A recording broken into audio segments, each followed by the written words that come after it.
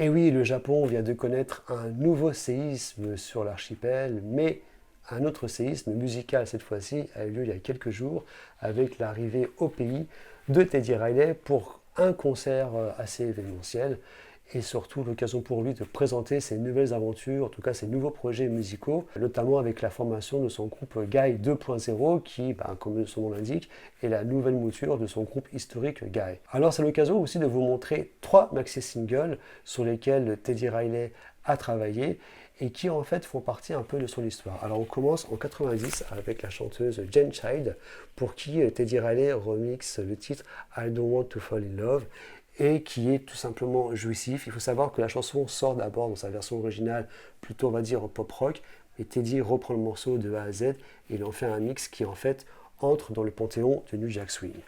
Un autre maxi intéressant, c'est celui-ci, Side Like Garrett, I Don't Go For That, issu de l'album de Quincy Jones, Back on the Block.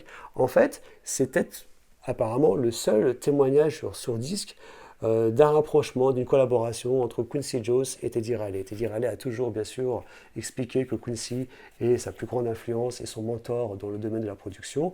Alors pour le coup, Teddy livre plusieurs remixes sur ce maxi qui ne sont pas les plus incroyables de sa carrière, mais qui valent le détour. Alors petite anecdote sur en fait la veste notamment de Side Garrett, on retrouve des notes de musique avec des paroles de la chanson Man in the Mirror. Et enfin, pour terminer, last but not least, bien sûr, on ne peut pas ne pas mentionner ce titre de Teddy Riley et Michael Jackson, Remember the Time. Là, c'est la version maxi. Alors, c'est l'époque où les maxi-singles pour Jackson deviennent compliqués avec des remixes souvent assez surprenants, pour ne pas dire inaudibles. Mais là, la première phase est assurée par Teddy avec 3 remixes vraiment de très bonne facture.